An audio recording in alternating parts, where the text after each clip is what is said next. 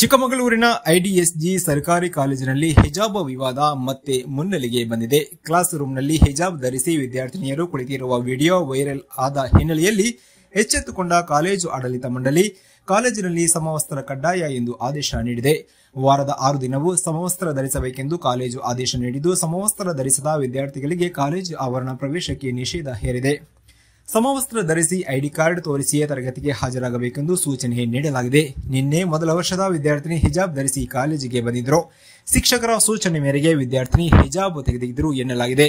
College ಆಡಳಿತ ಮಂಡಳಿಯ ಆದೇಶದ ಬೆನ್ನಲ್ಲೇ ವಿವಾದ ಬಗೆಹರಿದಿದೆ.